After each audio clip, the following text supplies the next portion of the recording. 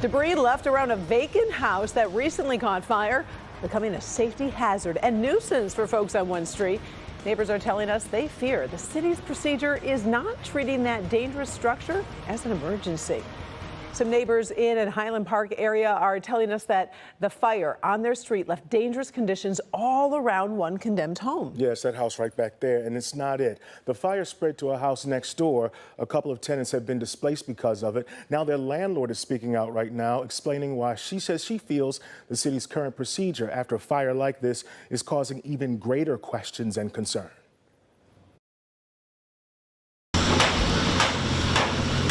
Between a couple of homes on Pilgrim and Highland Park, a crew is cautiously cleaning up debris, tackling as much as they safely can after a fire at this vacant house spread to the neighboring duplex Carol Jones was staying.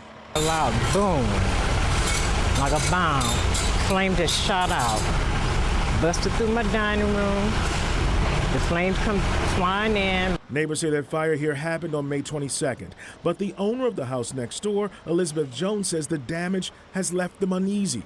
That is what I'm concerned, because that's going to do additional damage. Elizabeth Jones says for weeks now, repairs to her own home have been delayed since parts of the burned out structure next door have been falling onto her house. She's worried the piece of roof left dangling next door may soon come crashing down.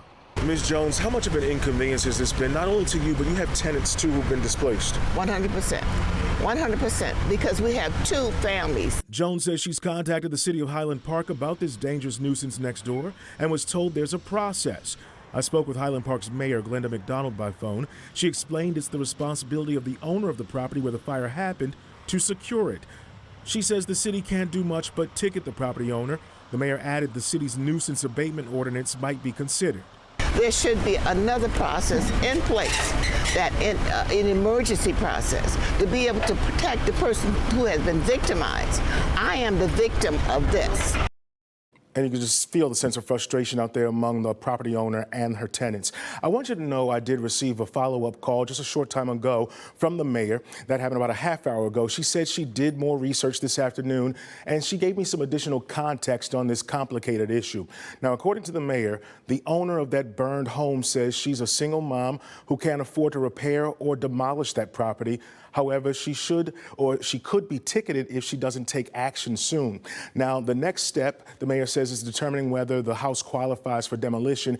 Even then, the city has no available funding. It has no available funding and some legal issues to consider specific to Highland Park. Now, Ms. Jones told me she's still weighing her options on this to get her own home repaired and her tenants back in. I can tell you, Karen, that the house, that burned out house, is also condemned right now. The city did condemn it. Well, you feel for the folks in Highland Park, because obviously they're victims too of just the financial constraints that the city has in trying to fix all of this as well. You know, that house is not isolated. Right, I know. Yeah. All right, thanks, Damon.